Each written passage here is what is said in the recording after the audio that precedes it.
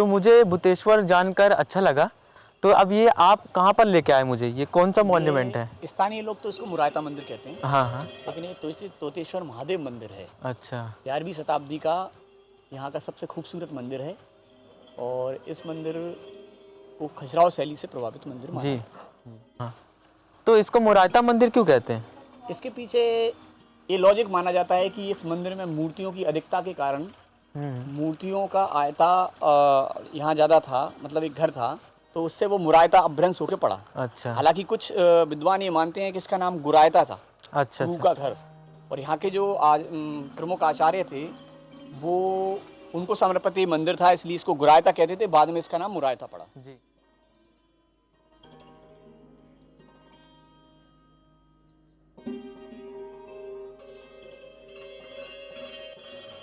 ये मुरायता मंदिर के नाम से जाना जाता है और इस मंदिर का जो निर्माण काल इतिहासकार और पुरातत्वविद मानते हैं वो लगभग 11वीं या 12वीं शताब्दी मानते हैं।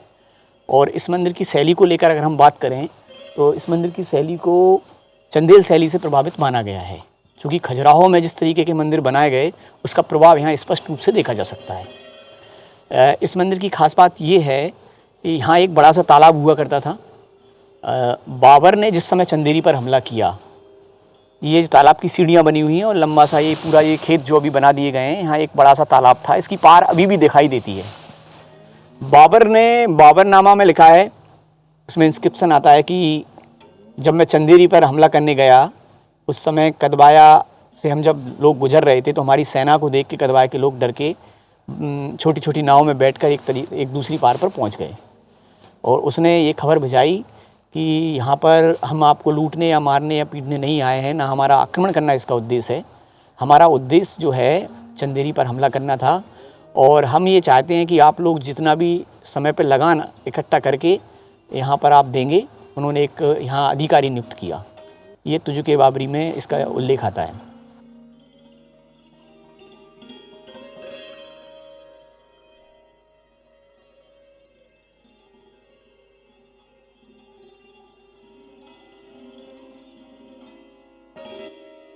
मुरायता मंदिर को कुछ लोग गुरायता मंदिर भी कहते हैं कि ये यहाँ के जो प्रमुख आचार्य थे उनमें जो गुरु थे उन गुरु को समर्पित ही मंदिर था और इसको संभवतः हो सकता है पहले गुरायता मंदिर कहा जाता हो, बाद में इसको लोग मुरायता कहने लगे।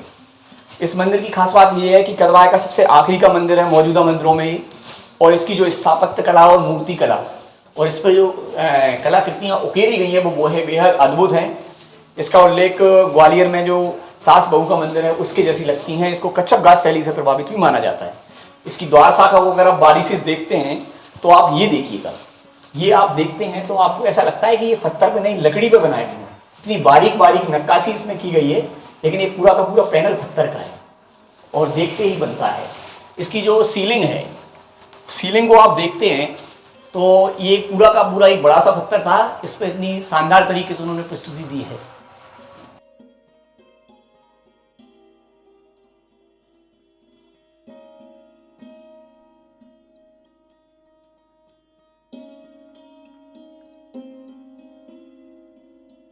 इस मंदिर पर अलग तरीके की मूर्तियां हमें देखने को मिलती हैं। गंगा यमुना के अलावा यहाँ कुछ नायिकाएं भी बनाई गई हैं और ये पूरा का पूरा मंदिर जो है इसमें हम देखते हैं कि आप बाहर की भित्तियों पे देखेंगे तो आपको बहुत सारी नायिकाएं मिलती हैं। कहीं नहाने के बाद अपने बालों को सुखा रही हैं, कहीं आंखों में काजल लगा रही हैं, कहीं मांग में सिंदूर भरते हुए। ये कुल मिला के सामान्य जनजीवन का एक प्रकार का चित्रण यहाँ हमको देखने को मिलता है।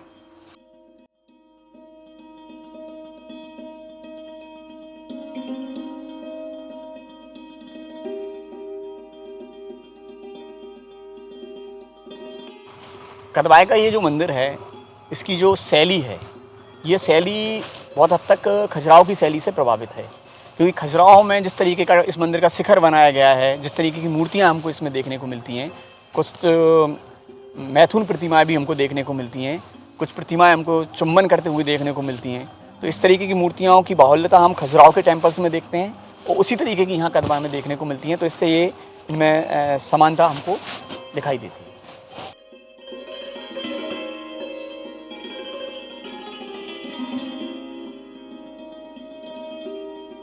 ये जो डैमेज प्रतिमा है एक्चुअल में वो अपने हाथ उसका ऊपर टॉप पर है वो महिला जो थी अपने मांग में सिंदूर भर रही थी और दूसरे हाथ में उसके में आईना था। तो इस तरीके का चित्रण यहाँ देखने को मिलता है। इसके अलावा हम देखेंगे कि और भी कई मुद्राओं में, ये जो सामने युगल प्रतिमा है इसमें स्त्री और पुरुष सामने आमने हैं, ये एक्चुअल में प्रेम मुद्रा में है और एक दूसरे को चुंबन करने की मुद्रा में है। तो जीवन का जो विविध रूप थे, आयाम थे, वो सभी इस टेम्पल्स में हमको देखने को मिलते हैं।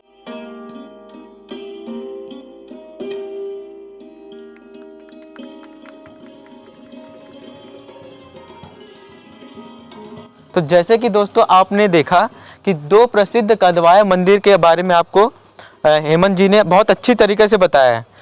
तो ऐसे ही हमारे साथ जुड़े रहें और